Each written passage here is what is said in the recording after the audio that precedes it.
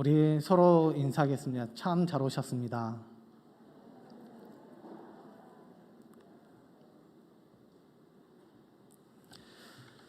추운 날씨이지만 하나님의 말씀을 사모하여 이곳에 나온 금옥교회 성도 여러분들 삶 가운데 하나님의 은혜와 또 하나님의 축복이 늘 임하기를 간절히 소망합니다. 오늘은 유다서 신앙 책임지기라는 제목으로 하나님의 말씀을 전하려고 합니다. 세상에는 많은 사건이나 사고 소식들이 일어납니다. 그때마다 누구의 잘못으로 일어나는 일인지 법정에서 다투는 일이 일상적인 일이 되어버렸습니다. 우리의 삶도 법정까지는 가지 않아도 시시비비를 가려야 할 때가 있습니다. 무엇 때문에 문제가 발생했는지, 누구의 잘못으로 인해 이런 일이 생겼는지 꼭 밝혀야 할 때가 있습니다. 이럴 때 자신의 실수를 인정하고 누군가가 나서서 빨리 일을 처리하게 되면 쉽게 풀릴 수 있습니다. 하지만 자신의 실수를 인정하지 않고 누군가가 나서지 않으면 분위기도 관계도 결과도 좋지 않는 결과가 발생하는 것을 우리는 보게 됩니다. 여러 가지 좋지 않은 일이 일어나게 되었을 때 다양한 방향 그리고 반응을 보게 됩니다. 세 가지 유형을 한번 말씀드려보면 첫 번째는 적반하장형입니다. 큰 소리를 쳐서 위기를 모면하려는 사람입니다. 되지도 않는 소리를 하면서 자신의 죄를 회피하는 형입니다. 두 번째는 핑계형입니다. 환경을 탓하면서 자신은 빠지려고 합니다. 그리고 운이 좋지 않아 이런 일이 나타났다라고 하면서 뒤로 물러서는 유형을 핑계형이라고 말씀할 수 있습니다. 세 번째는 책임 전가형입니다.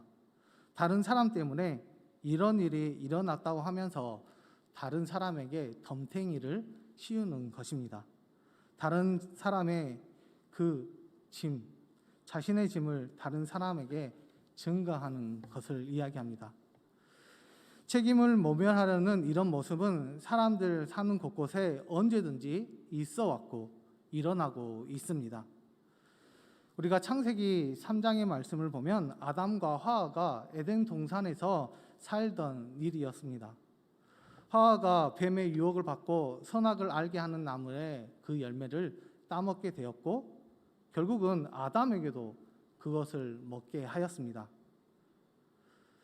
결국 두 사람은 눈이 밝아져 자신들이 벗은 것을 알게 되었고 무화과 나무 잎을 엮은 치마를 만들어 입게 되었습니다. 이 일에 대하여 하나님께서 아담에게 추궁을 하게 되는데 아담이 이렇게 대답합니다. 창세기 3장 12절의 말씀입니다. 제가 읽어드리겠습니다. 아담이 이르되 하나님이 주셔서 나와 함께 있게 하신 여자 그가 그 나무의 열매를 내게 주므로 내가 먹었나이다. 하와 때문에 먹게 되었습니다. 더 자세히 아담의 속마음을 표현하면 이렇게 말할 수 있습니다. 하와를 하나님께서 만들어 주셨기 때문에 내가 어쩔 수 없이 먹게 되었습니다. 자신의 실수에 대해 연약함에 대해 인정하지 않고 핑계를 대고 있으며 오히려 큰 소리를 치고 있습니다. 자신의 잘못을 여자에게 심지어는 하나님께 그 책임을 돌리고 있는 것입니다.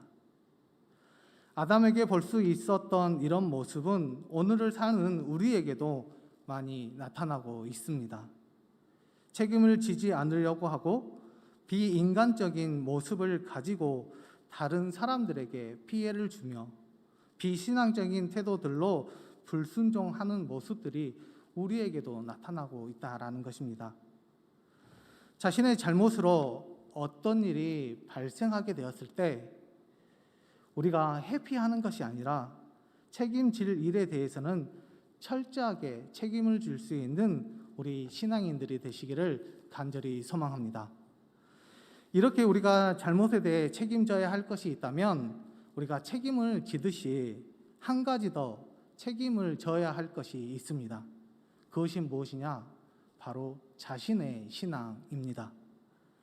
신앙의 종점은 하나님의 앞입니다. 하나님 앞에서 우리의 모든 신앙을 심판받게 되어 있습니다. 하나님 앞에서 심판을 받을 때 이런 모습은 아니었으면 좋겠습니다.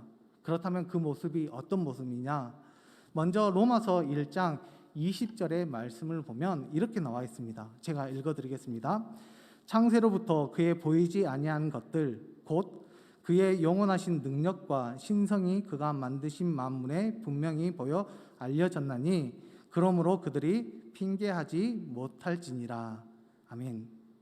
이것은 이방인에 대한 말씀입니다. 그들은 하나님이 없다, 하나님이 진짜 있다면 나에게 보여달라, 증명해달라라고 이야기하는 사람들이었고 신앙을 거부하는 사람들이었습니다. 그러나 하나님께서는 우리에게 만물을 통해서 하나님이 살아 역사하심을 분명히 보여주셨고 또한 말씀으로도 그들에게 하나님이 함께 하심을 가르쳐 주셨습니다.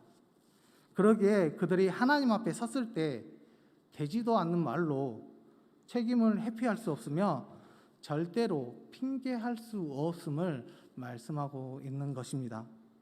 이것을 좀 더 자세하게 말씀을 드리면 자신의 무관심과 교만 때문에 전능하신 하나님을 발견하지 못했기 때문에 자신의 잘못된 신앙 과정으로 하나님 앞에 서게 되었을 때 그 결과에 대해서는 분명하게 책임을 져야 한다라는 것입니다. 여기에 계신 저와 여러분 그리고 온라인으로 예배를 드리시는 모든 주의 자녀들은 신앙을 가지고 하나님 앞으로 나아가고 있습니다. 우리가 하나님 앞으로 나아가는 이 순간에도 하나님께서는 우리에게 은혜를 주시고 사랑을 주시고 능력을 주십니다. 그리고 우리는 그 능력과 사랑과 권능을 가지고 신앙을 잘 가꾸어 가고 있습니다. 그리고 이 신앙을 끝까지 지켜 하나님 앞에서 칭찬받아야만 합니다. 그런데 어찌된 일일까요? 세상은 신앙인들이 하나님 앞에서 칭찬받고 인정받을 수 있도록 그냥 내버려 두지 않습니다. 오히려 신앙을 위협하고 흔들리게 합니다. 오늘 본문 말씀 18절과 19절의 말씀을 보면 이렇게 나와 있습니다. 우리 18절과 19절의 말씀을 같이 읽겠습니다. 시작. 그들이 너희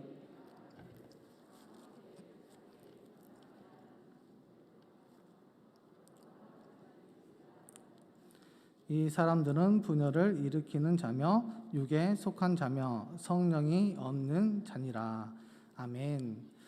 마지막 때는 신앙에 대한 거센 도전이 있는 시대입니다. 특히 말씀을 보면 이런 사람들이 있습니다. 정욕대로 행하는 자들이 있다라고 이야기하는데요. 이런 자들은 쾌락을 즐기며 세상의 것에 마음을 쏟고 사는 자들입니다. 또한 기룡하는 자들도 있다라고 말하는데 이것은 신앙을, 영적인 것을 무시하고 조롱하는 사람들을 이야기합니다. 그리고 당을 짓는 자들도 있습니다. 이들은 분열을 전형하고 싸움을 일삼는 자들입니다. 그리고 마지막으로는 육에 속한 자와 성령이 없는 자들이라고 말씀하는데 이들은 육신의 일을 도모하며 하나님의 자녀인 것 같이 이렇게 살아가지만 구원받지 못한 자녀들을 의미합니다.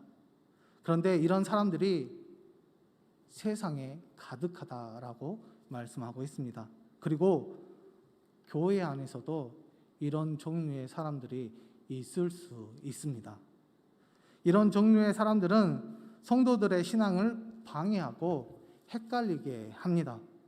때로는 주의 자녀로서의 삶을 살지 못하도록 발목을 잡기도 하며 틈만 나면 세상으로 데려가려고 하고 어두움으로 끌려가려고 합니다.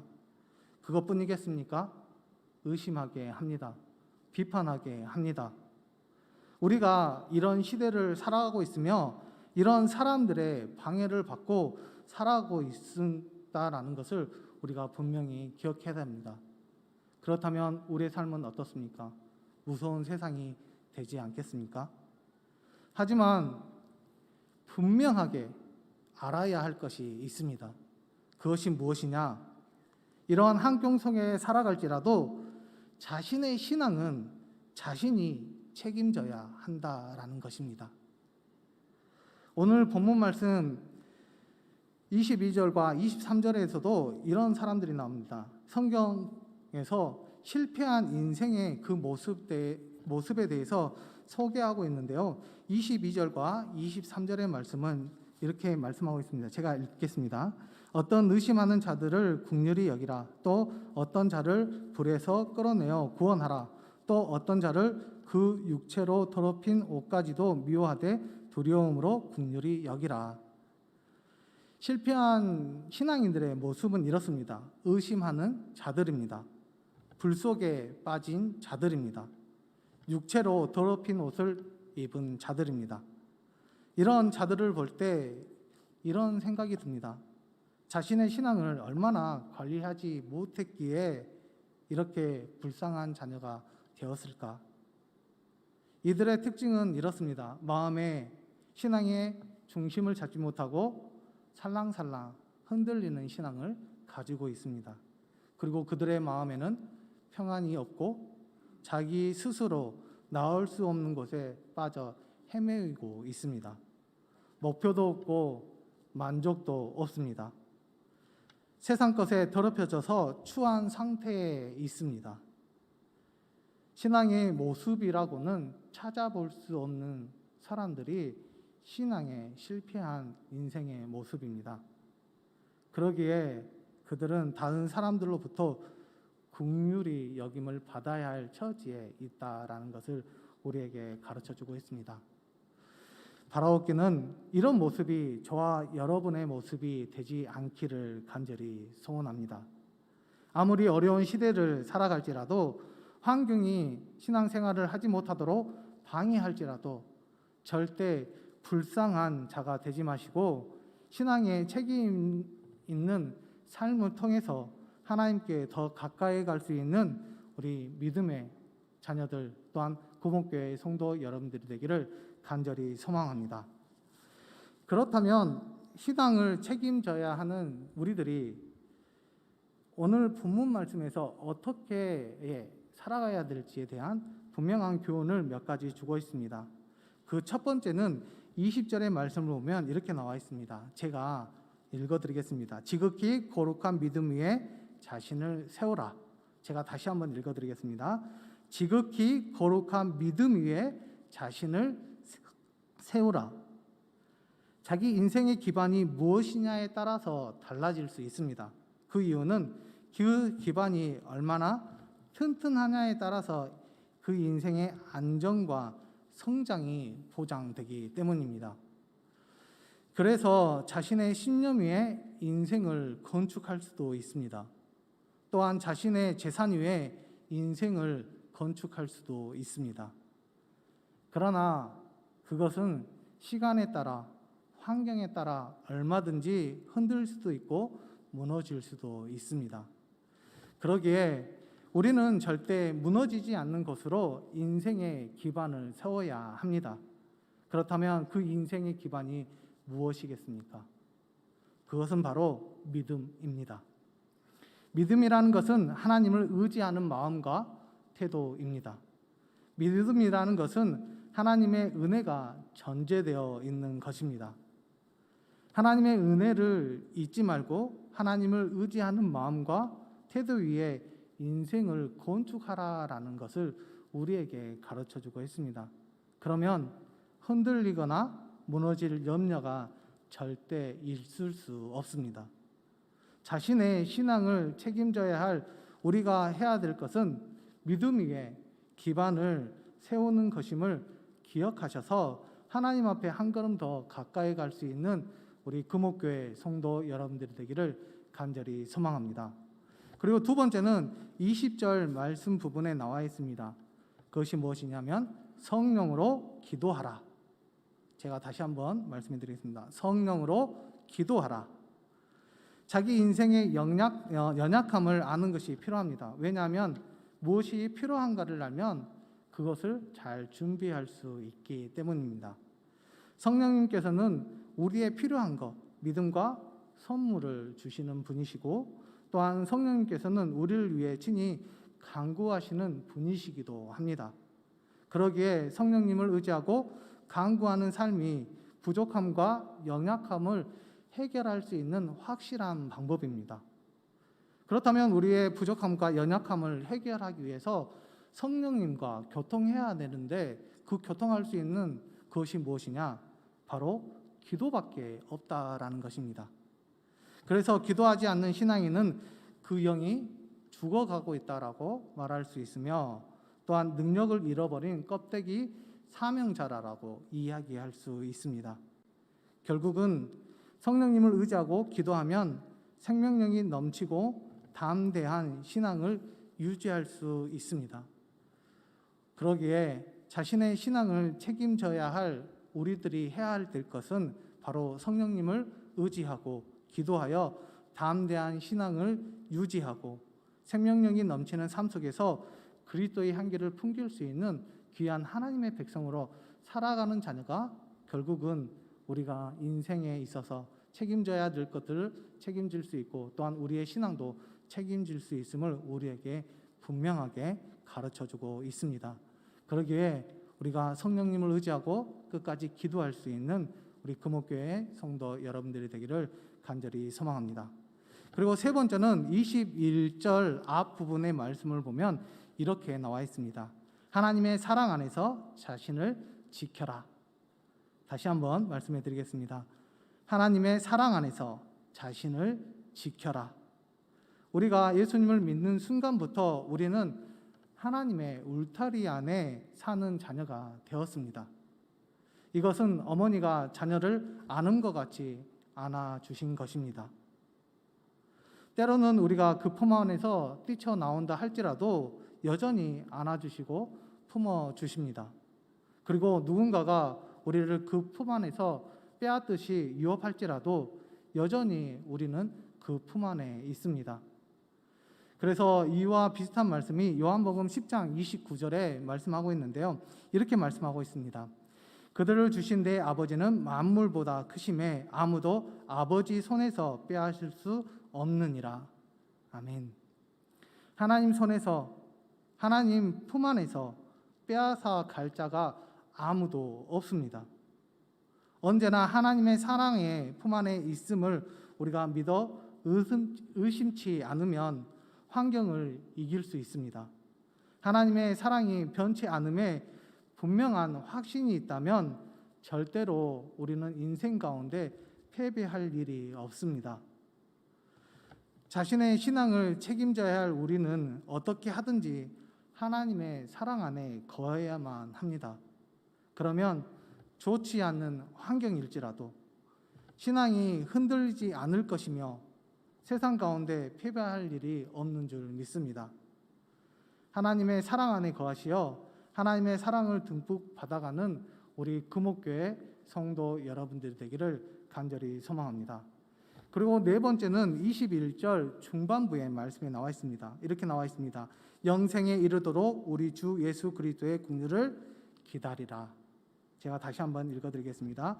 영생에 이르도록 우리 주 예수 그리스도의 국류를 기다리라. 아멘. 이 말씀은 예수님을 기다리는 마음으로 사는 것을 의미합니다. 이것은 수동적으로 기다림을 말하는 것이 아니라 적극적인 기다림을 말하고 있습니다. 이 적극적인 기다림의 의미는 삶의 최선을 다하며 살겠다라는 그 고백의 의미가 담겨진 기다림이기도 합니다.